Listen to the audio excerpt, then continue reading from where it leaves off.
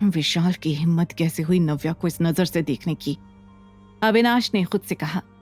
उसने सोच लिया था कि वो विशाल को ऐसा सबक सिखाएगा जो वो कभी नहीं भूलेगा। अविनाश अंदर आ गया और एक चेयर लगाकर नव्या के बेड के पास बैठ गया। नव्या जो अभी नींद में थी, उसे इस बात का कोई आभास ही नहीं था। उसके शरीर में इंजेक्शंस का असर था, इसीलिए वो होश में तो नहीं थी, लेकिन उसके दिमाग में अब भी विशाल का डर बसा था। उसे पूरी रात सपने में ऐसा लग रहा था जैसे वो खुद को बचाने की लड़ाई लड़ रही थी। अगले दिन जब उसकी नींद खुली तो उसने देखा कि वो एक हॉस्पिटल बेड पर थी। जैसे ही वो उठी, उसे कल रात की भयानक मेमोरीज ने घेर लिया। उसने अपने आप को छुपाने के लिए घबराकर चादर ऊपर खींचा और खुद को ढक लिया। अगले ही पल उसे एहसास हुआ कि उसके शरीर पर पूरे कपड़े हैं, जिसके बाद उसने सुकून भरी सांस ली।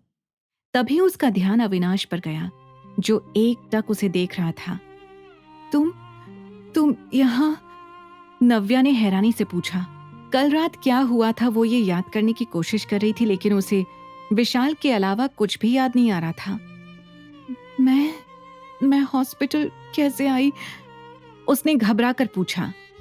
तुम्हें सच में कुछ भी याद नहीं है? नहीं, मैं यहाँ कैसे आई? मुझे कुछ भी याद नहीं आ रहा है। उसे बस इतना याद था कि उसके कमरे में कल विशाल आया था। उसके बाद वो पूरी तरह से ब्लैंक हो गई थी। नो, विशाल आया था मेरे रूम में। उसके बाद कहीं उसने कुछ। सोचकर नव्या कांप उठी। इससे पहले कि वो कुछ और सोचती, अविनाश ने आगे आकर कहा, don't worry, you are absolutely fine. कुछ नहीं हुआ है तुम्हारे साथ, कुछ भी नहीं और ना ही होगा। तुम अविनाश आहूजा की वाइफ हो, कुछ नहीं होगा तुम्हें। क्या तुमने मुझे? नव्या ने घबरा कर पूछा। तभी नव्या को याद आया कि विशाल के अलावा भी कोई रूम में आया था। अविनाश ने कहा, no, it was not me. Siddhant आया था तुम्हारे कमरे में। ही सेव्ड यू। विशाल ने जो कुछ भी किया है उसमें वो अकेला नहीं होगा, जरूर उसके साथ रॉबर्ट भी होगा। अविनाश ने उसे आराम से लेटाया और कहा, calm down Navya. I am okay, thank you for saving me, thanks for everything. Navya ने कहा, अब से ध्यान रखना कि जब भी पार्टी में जाओ तो थोड़ा लिमिट में पीना। अविनाश ने कहा, मुझे पता है कितनी पीनी चाहिए, लेकिन कल जो हुआ उसमें मेरी कोई गलती नहीं थी। किसी ने मुझे दिया था। मैं छोड़ूंगी नहीं उस विशाल को। विशाल का नाम सुनकर अविनाश ने गुस्से में अपना सिर नीचे कर लिया। नव्या नहीं जानती थी कि विशाल अविनाश का भाई है। दोनों के सरनेम सेम होने पर उसके मन में शंका तो हो रही थी, लेकिन इससे पहले कि वो कोई और सवाल करती, अविनाश ने कहा, हैव अ गुड रेस्ट, और काम के बारे में अभी सोचना भी मत। आरव और मरियम आंटी तुमसे मिलने आ रहे हैं, मुझे ऑफिस के लिए निकलना होगा। नव्या ने सिर हिलाते हुए हाँ कहा। Avinash, thank you. I know तुम रात भर यहीं बैठे हुए थे। अविनाश ने उसकी बात सुनी और वहां से बिना कुछ कहे ही निकल गया। नव्या को यकीन नहीं हो रहा था कि उसके लिए अविनाश रात भर उसके पास बैठा हुआ था।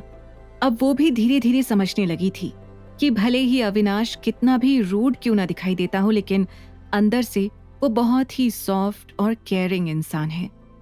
वो ये सोच ही रही थी कि तभी उसका फोन बजा। हेलो मैम आप कहाँ हैं? दूसरी तरफ से रोहन की घबराई हुई आवाज आई। आप फोन क्यों नहीं उठा रही थी? आपको पता है मुझे कितनी टेंशन हो रही थी।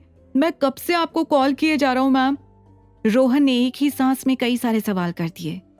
कल रात अविनाश और सिद्धांत के निकल जाने के बाद भी रोहन उसकी तलाश में लगा हुआ था, पर उसे कुछ पता नहीं चला था। वो आखिरी बार फोन ट्राई करने के बाद पुलिस के पास ही जाने वाला था। Rohan, I am so sorry, शायद मैंने कुछ ज्यादा ही पी ली थी कल रात, इसलिए मैं सीधे घर आ गई थी। सॉरी, मैं तुम्हें बता नहीं पाई, नव्या ने अपनी वीक आवाज में कहा। उसने सोचा कि वो रोहन को विशाल के बारे में अभी कुछ नहीं बताएगी। मैम, आपकी आवाज तो बहुत वीक लग रही है, आर यू श्योर आप ठीक हैं? रोहन ने बड़ी फिक्र से पूछा। अरे नहीं, I am just little tired, nothing else. Navya अपनी हालत छुपाने की पूरी कोशिश कर रही थी, लेकिन रोहन को कुछ ठीक नहीं लग रहा था। तभी उसने एक और सवाल किया। वैसे मैम, मैंने सुना है कि कल रात विशाल सर को पुलिस पकड़ कर ले गई है। लोग कह रहे हैं कि उन्होंने बहुत घटिया हरकत की है। I don't know anything. आपको कुछ पता है इसके बारे में? आगे की कहानी जानने के लिए देखिए अगला एपिसोड सिर्फ पॉकेट एफएम के YouTube चैनल पर, और द रिटर्न के सारे एपिसोड्स को सुनने के लिए डिस्क्रिप्शन में दी लिंक से डाउनलोड करें पॉकेट एफएम ऐप।